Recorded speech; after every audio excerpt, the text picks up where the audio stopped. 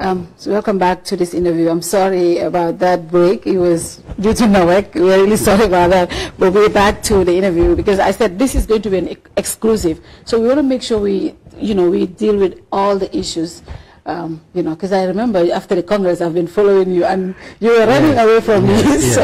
So having you today it will be great to just talk about all these issues. So let's get back to what I was saying. You appointing all ambassadors, UDP militants, and of course the appointment of Ambassador Bojan as well. That's right. Yeah, as I think as I've stated earlier before we are disconnected, that I had 30 career diplomats appointed in the foreign service, and of course we have people who are politicians, outright politicians, that we are also appointed. But they are not appointed just because they are politicians, but because they are men of competence, men whose ability to run and manage embassies no one can ever doubt. I recommended, in fact I didn't appoint, I recommended Mr. Ibrahim Amani, who is a better diplomat than Ibrahim Amani. Tell me. Yeah. I recommended Mahmoud Lamsidar Job. Tell me, who is a more efficient, a more competent diplomat than Mahmoud Lamsidar Job. I recommended Mr. Amadou Tal, again, who is a better and more competent person than him. I recommended Ibrahim Ibn Dur. Nobody knows him to be UDP. Again, it's his competence we looked at and had him. So is Mr. Blaine. He's not UDP. No, we don't know him to be UDP. But I looked at his competence, and I thought that this would be the perfect representative in the United Kingdom, dealing not only with the government of the United Kingdom, but also with all other Commonwealth countries, because United Kingdom, London, is the capital of the Commonwealth. In Mauritania, you have Mr. Juara, also a diplomat. Nobody knows him to be UDP. But I recommended him to the president because I thought he was a competent person and he could run that embassy efficiently. I also recommended Mr. Jara. He was my permanent secretary. He's a career diplomat. Now, I'll be very frank with you now. The appointment of the then ambassador to Morocco, I didn't know about it. You didn't know, even as the foreign minister? Even as foreign minister. How come? How did that happen? I didn't know about it. I didn't know about it. So was the appointment of the High Commissioner to India. I didn't know about it. I knew about the appointment of the ambassador to Qatar. Yes, I know about that. And of course, but you see, there are things, you see, I know the people who are making those noises. And as you rightly said, people in my own party, but there are people who thought that they were bypassed and not appointed. But tell me, all these people I have mentioned, Femi Peters, who in this country deserves such an appointment than Femi Peters? He has gone to jail twice. He has gone to jail twice. I wish he was alive so that he could be taken to other embassies that of higher, where the engagement would be much more tense. Now, there were other ambassadors whose retention I recommended. The ambassador in Spain, I don't know him. In fact, I didn't know him. I just know him from records, Mr. Yabo. But from records, I found that he was doing an excellent job in Spain. And we had a lot of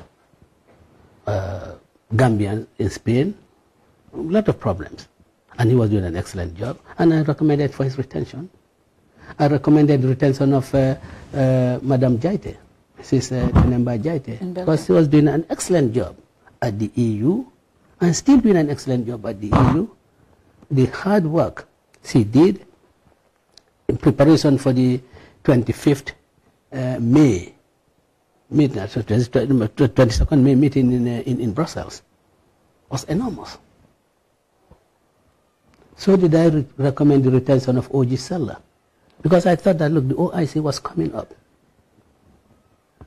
You need to have someone there as the ambassador, because you're also a member of the Executive Council. You need to have someone there who really is very au fait, with the procedures of the OIC, with the procedures of the Islamic Development Bank, and so forth, and with the government of the Kingdom of Saudi Arabia. And we thought that if you apply for an agreement, it takes anything between 3 and 6 months before the new ambassador could come in, settle in, and so forth, and then be moving things in the way we want it, it will be late. So I recommended for his retention. Yeah. So did I recommend for the retention of Ambassador Tangara. Now, all these people, Ambassador Tangara, we have never known that he served under the APRC government as foreign minister and as PR. So it is absolutely rubbish to say that my recommendations, appointments were influenced by political considerations. Tell me any of these people I mentioned who could question their ability, their competence. As for Ambassador Bojang, I repeat what I had said, and I said, if you are convinced about it, that's fine. If you are not convinced about it, that's fine. That I wanted an all-inclusive government. If you cannot have a Jola in the cabinet, then have a Jola as an ambassador. And ambassadorial appointment that I had no idea about. They came, I saw them. Can I pick one name out of the bag? Ablai Bojang in South Africa? Yeah, Many said. Ablai Bojang, I recommended him, and I do not have regrets for recommending him. Look, we have to be right. We said we want an all-inclusive government. And the cabinet, you have Mandigos in the cabinet. You have Fullers in the cabinet. You have Akus in the cabinet. You have Manjagus in the cabinet. But not a Jola. And for me, Ablai Bojang was a fit candidate to be appointed as ambassador. And reason is because a member of the National Assembly under Jamia had disclosed to me that when the emergency, but when the state of emergency was being, Mr. Bojang took steps to abort it. And how? That he had sent out messages, soft messages, to some members to be absent so that the required votes would not be got, would not be got. That in his capacity as a speaker then? Yeah. He couldn't come out in the open and say, please don't come. I understand he has sent out those messages.